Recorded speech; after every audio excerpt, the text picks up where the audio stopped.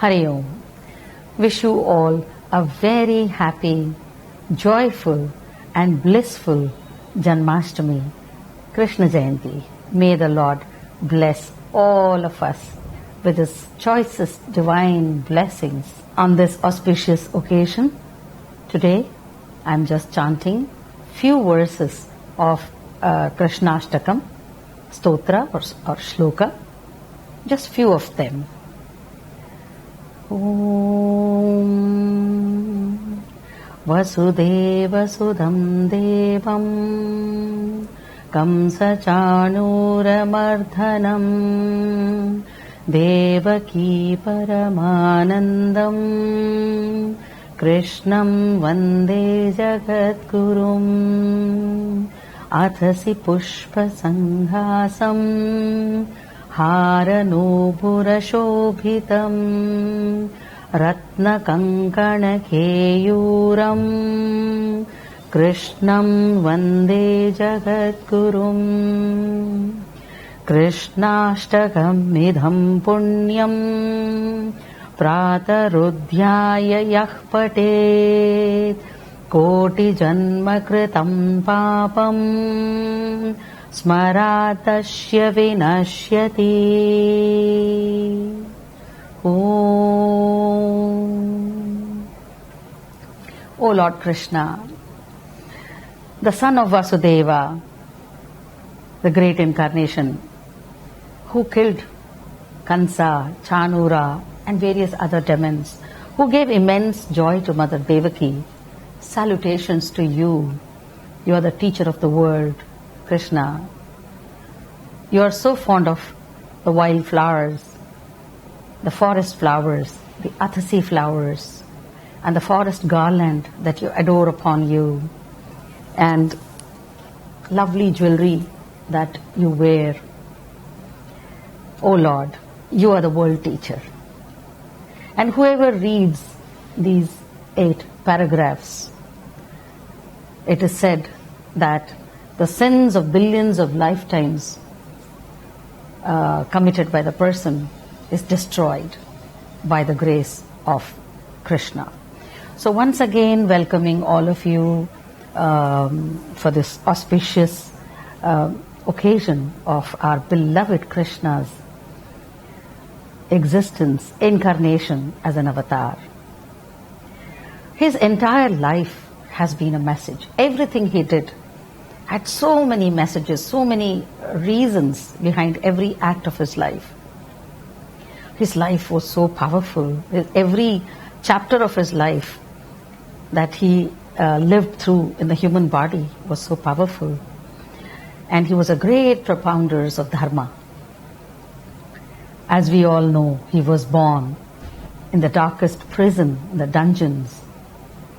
And his own uncle, Kansa, was hell-bent to kill him even before he was born. So Krishna's life was full of many dangers, so many asuras trying to kill him, but he, with his divine, brilliant intelligence, went ahead and killed all of them. And he became the source of joy and energy and confidence and bliss to everyone. And the best part, what I would like to share with all of you, is that Krishna as a teacher. Krishna was a teacher right from the beginning, even before his birth time. Even before he entered his physical body, he gave his darshan, his holy presence, to his parents, especially to his father. And even before his birth, he gave his darshan to his parents. He came to his father while he was imprisoned, and he told him that I'm going to enter into this physical world through this womb that I've chosen, and once I'm born in this prison cell, once I'm born, oh dear father, you will be taking me to Nanda, to at Vrindavan, so to Nandaraj. And Krishna vividly gave his darshan and explanation to his father, and once he was born, what a magical surprise it was that all the doors and gates were open from the prison, and father his father could take him in a little basket, crossed the flooding river Yamuna, and took him to Nanda Baba's place.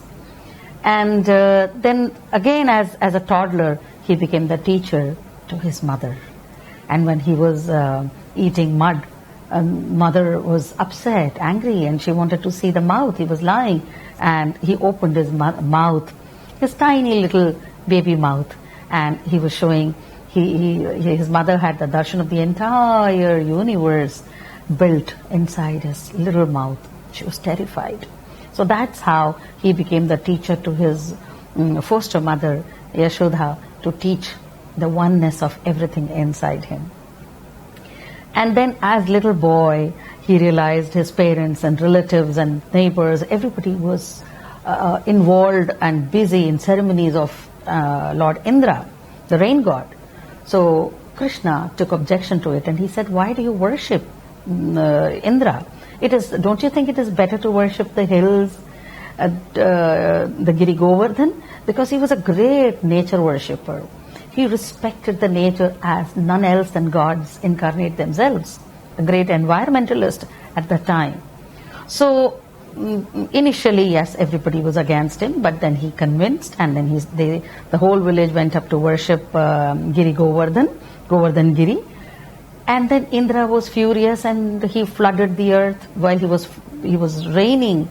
It was raining dogs and cats. He lifted the whole of Govardhan Giri in his little finger, and he protected the whole village and the cattle, everything like an umbrella inside him, under the mountain. So he became the teacher who taught to respect and love the nature. The scene, whatever we see, that was God incarnate itself. So a great teacher as a little boy. And then of course he taught the Pandavas, his cousins, through the difficult time. And during the most difficult time, when they went through the greatest Mahabharata war, the great epic, the greatest Mahabharata war, so he taught Bhagavad Gita to Arjuna in the most chaotic situation of his life, right in the middle of the battleground, standing between both the team, both the warrior groups. And what did he not teach them? He advised him, he gave him psychological stroke, he supported him, he did personality development for the warrior, he taught him the inner and the spiritual life, complete perfection of a personality, the outer perfection that he needs to be living as a yogi, still holding on to the human incarnate perspective of him. He revealed many things. So it was realization, revelation, until he could take Arjuna to the journey of moksha and taught him the moksha. So Bhagavad Gita is the absolute truth which has withstood the test of the time. And it has formed the basis and inspirations for millions, for thousands of years. Such profound wisdom where everything has been found. And that's how Krishna became the greatest teacher. And it was not only taught to Arjuna, through Arjuna, millions of us are learning, and millions, billions would be learning after us until eternity. This little Krishna, as a cowherd, he was a great flutist, musician, he was a great dancer, diplomat as he grew up, became wonderful, excellent, intelligent philosopher, politicians. He became a warrior, a great lover, yogi, and above all, renunciate. Detached, renunciate. It is possible for one person to possess all these and that too in totality only for Krishna. So Krishna wasn't only the Supreme Person, but while he descended, he came with all this opulence, richness in his personality. It's actually not possible to hold all these qualities in one person. And Janmashtami or Krishna Jayanti signifies not merely the birth of the great divine teacher, not merely the Thakurji whom we worship as little baby Krishna, but his presence, his prayers. The moment we think of him, he ignites great spark of divine power in us. He creates that high sense of spiritual purpose in this physical life. He motivates one and all, even after he has left his physical sharira, his body, his incarnation on this earth. Such personality is so worshipable. He is loved by one and all. Everybody falls in love with him, his personality, even now. Such was his great personality. Krishna was called by many names. So many names he had. Mukunda, the god of mukti, who gives mukti, moksha. Govinda, the lord of cows. Damodara, the one who was tied by the grinding stone by his mother. Madhava, the husband of goddess of fortune. Lakshmi. Giridhari, one who lifted the Giri Govardhana. So Giri is mountain. Banwari, who lived and enjoyed the grooves of Vrindavan. Murari, enemy of the demon Mura. Madhusudhana, who killed the great fierce demon Madhu. Keshava, who killed the demon Keshi, who came in the form of horse. Also means Keshava, the beautiful hair, one who has beautiful hair. And Trinity, Achyuta, changeless. Achyuta is changeless. But personally, I like to call him all the time in my thoughts and feelings and consciousness, this beautiful being, as Rishikeshu. Rishikeshu means the Lord of senses. May the Lord, with his compassion, sit in our senses, in our sense organs, in our karmendriyas, and divinize all our senses, so that in this janma we do not create more karma through the sense organs, and we attain our mukti, moksha. Because Krishna had all the personalities in him. He was one, incarnate with everything, multifaceted. So it is said that Krishna, Lord Krishna, was Purna Avatar. 16 kalas or 16 personalities he had. Sampurna Avatar. A complete incarnation of God in the human body, within the limitations of this human body. Before him, Lord Ram incarnated, but in that incarnation, Rama decided to hide 2 kalas. Those 2 kalas would have declared him as God in the mankind, because he had given a boon to Ravan that no gods would kill him. Because he had said no gods would kill him, he had to hide that godliness inside him.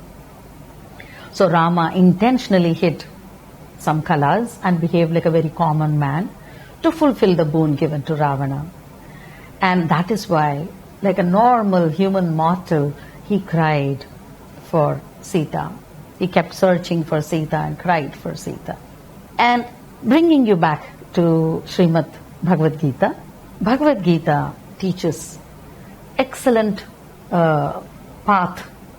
Whoever can choose whichever gunas that we have, whichever nature we have, or whichever suits us. Bhakti path, devotion, or jnana path, jnana yoga, or the path of wisdom. But both these goes through the common road called karma yoga. Karma yoga, like bhakti and jnana, cannot exist without the karma yoga. And karma yoga is to do whatever is required in without getting attached to it and without getting into the bondage of doership. So karma yoga in its own simplicity teaches keep doing, keep going on, keep doing what you're supposed to do, but don't own it. Don't be the owner. Don't have that ownership in you. And that itself, that practice is very difficult, but that practice is not impossible also. So with that practice, one attains everything and attains the Lord Himself. And in Karma Yoga, the main essence, what in short I would like to tell all of you is that maintain cleanliness of mind and body. Because mind, first of all, this body is divine and mind governs this body. This mind is absolute divinity. So cleanliness of mind and body. Sustain interest in all activities of the right kind. Whatever is right, continue to have interest in that. Whatever is that right action that your consciousness tells you. Compassion. Be a very compassionate person. Absence of jealousy. That's very, very important. Eagerness to protect others. Be always ready, prepared to protect others. Have tolerance inside you, forbearance. Hold on. Have patience. Develop patience. Be broad-minded. Open. And no greed. Or reduce. It's not possible that you can completely reduce greed immediately, because we confuse the greed with need, which I'd already spoken to you in one of the previous lectures. But reduce the greed is a practice. Slowly it goes away. Now, Krishna is always depicted in blue. My little lovely Krishna is, that I've painted. He looks so blue because he looks blue everywhere. So Vishnu, Lord Vishnu himself is blue. Lord Shiva is sometimes shown as blue, most of the time. And sometimes even Ram is shown in blue. So, but Krishna is always shown in blue. The blue skin symbolizes infinity, symbolizes immeasurable, all-pervading reality. The color blue represents superconsciousness, supreme consciousness, eternity, the way the sky looks blue. And how beautiful he looks in his blue color. He had so much difficulties, he faced so much difficulties in his life to sustain his people, but yet he never lost hope. He was so confident, very patient, very tolerant. He was ready to help everyone. All those gunas I said in Karma Yoga, all that he exhibited during every challenge. And when Mathura was attacked repeatedly and Mathura was getting unsafe for his people to live, for this entire Yadava community, so he was very wise, in a very wise way and very detached way, he took a decision. He moved his capital to the coast of Saurashtra, the present Saurashtra, and he found a town there. He named it Swarna Dwarika, the Golden Dwarika, which is now a very important pilgrimage in Gujarat. And we can go on and on about Krishna, endlessly share, talk, sing his praise, his glory about Krishna for hours together, which never ends, because he's so favorite entity for all. Everyone seems to be mesmerized by his presence, from children to much elderly. You can go on chanting on today, the Janmashtami, whichever way you're doing your prayers, whatever you're doing your vratas, your fastings or prayers, or going to the temple, or doing prayers at home in your altars, whatever you're doing, remain in pure bhakti of Krishna. Continue to be in that pure bhakti, drown in that devotion of Krishna. Keep chanting His name. Always keep chanting in His name every breath. Sit and meditate upon Krishna, His lifetime, how He overcome, how He was able to overcome all His obstacles. He's teaching. That's how a good teacher does. He teaches through His life. He gives silent messages. Read Bhagavad Gita. You will understand. And you can always ask me if you don't understand. The way we are going every day for Bhagavad Gita classes, all your doubts will be cleared by His grace. And there are so many stories surrounding Krishna, what not. Kids are so fond of stories. Krishna's encounter with so many Rakshasas and Asuras and how he killed them. And lovely stories, so many stories are there around Krishna. Even, Krishna stories with Pandavas and other sages, with Sudama, when they were in the Gurukul. So many stories. The fascinating stories. But here I'm concluding with one story, small little story of Krishna. One day, Krishna took Arjuna. He wanted to teach. The great masters do that. They very silently teach. In a very silent way, they say what they have to say without putting it in very many words. So he just took Arjuna for a walk. And while Arjuna and Krishna, they were both walking, they saw a yogi who was so thinly built, who had become so weak, and but his eyes shone with powers and willpower. And from distance, they saw that this yogi was eating dry grass, just the dry grass. He was very careful not to pluck even one green grass.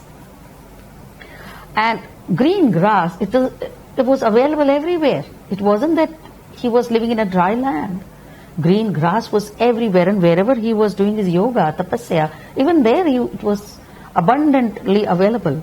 But he picked up only dry grass.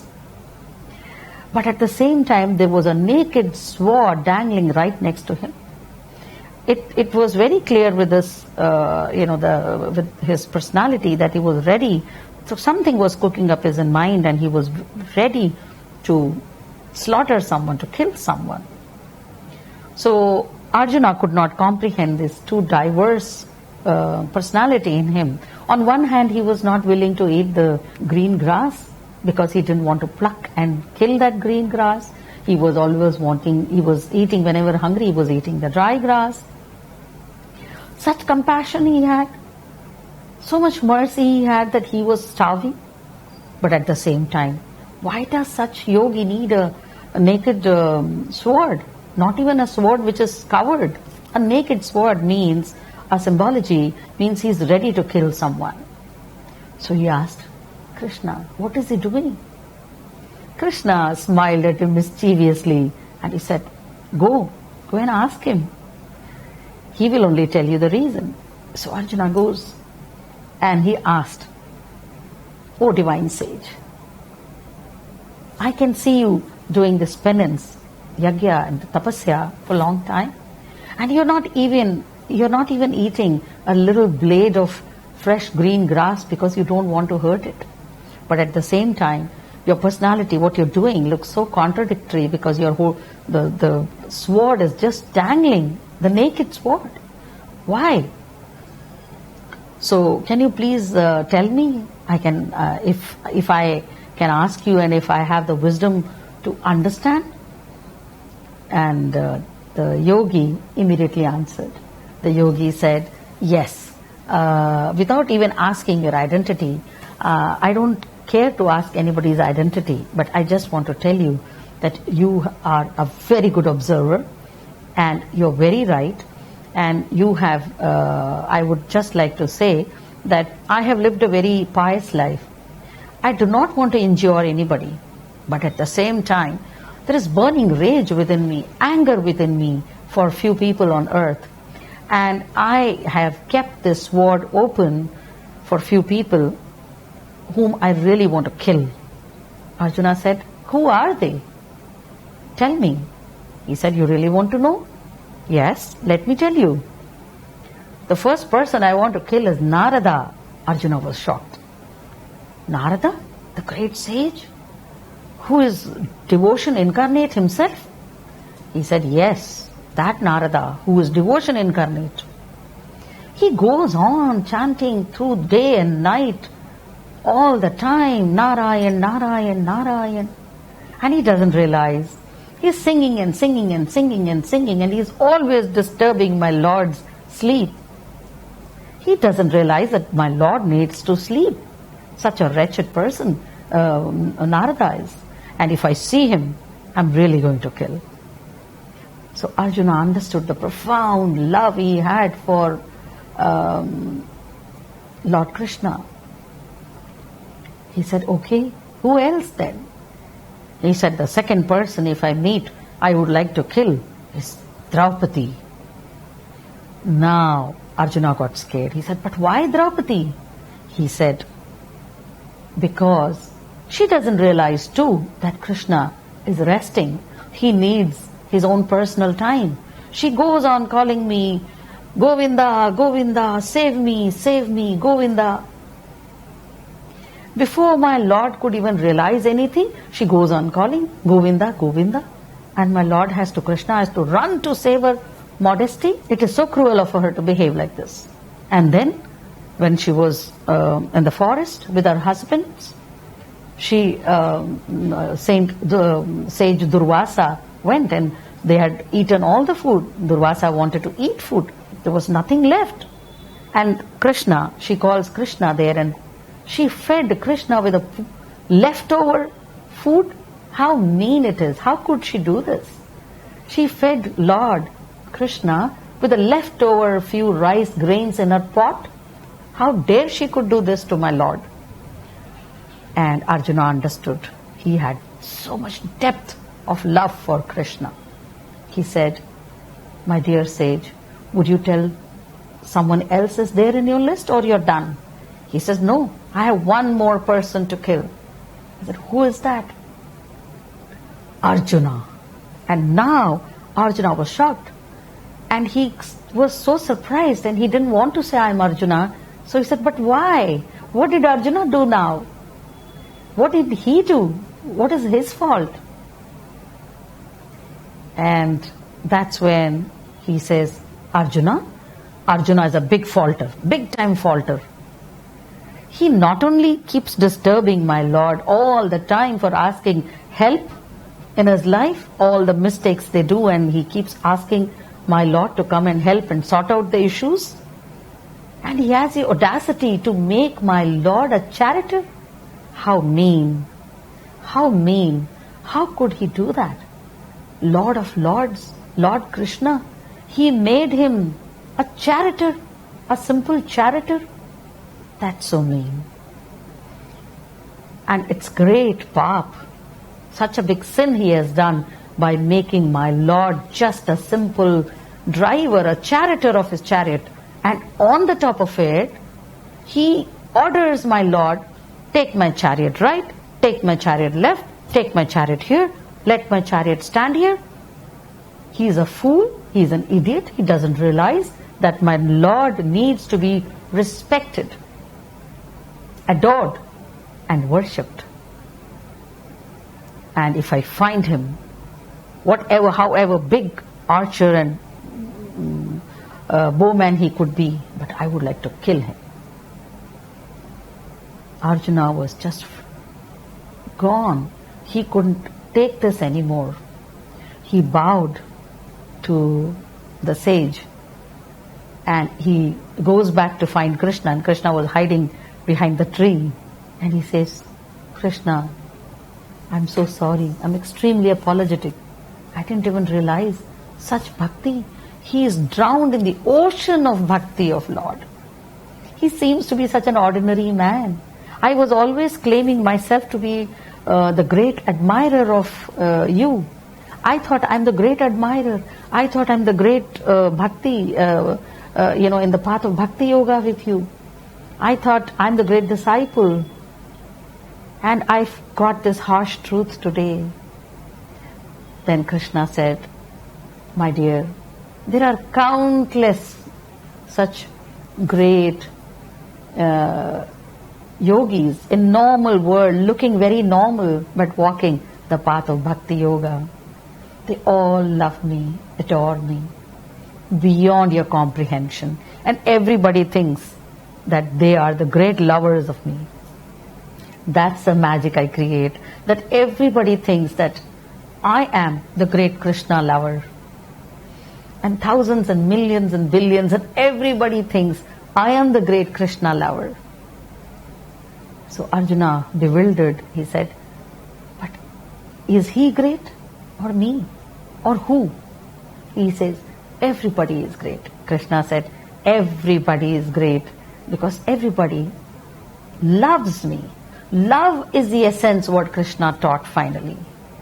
Right from his incarnation, from Mother Yashoda to Nanda Baba to his friends to Sudama to Arjuna to Draupadi to Bhishma Pita to even Duryodhana, everywhere to his family, everywhere he lived and he exhibited his unconditional, unapologetic, unending divine love. He was just love flowing incarnate on earth. And he is still just a love incarnate entity. And that's why we, this human incarnates, love Krishna, adore Krishna. And on this auspicious occasion of Krishna Jayanti, Janmashtami, what are you supposed to do? Love the Lord. Just love Him. Do whatever. Do your penance, puja, vrat, fasting, temples. Do anything. Japas, mantras, chantings, prayers, bhajans, kirtans. Do anything. But do not forget to love the Lord. Love Him. All He needs is your love. He gets so happy when He receives your unconditional love. Lord Krishna is nothing but beautiful incarnation of complete, unconditional, pure, divine love. Happy Janmashtami. Many blessings on this beautiful, auspicious occasions. May the Lord Hrishikesha, Mukunda, Madhava, Govinda, Krishna fill your lives with immense love. Hari Om.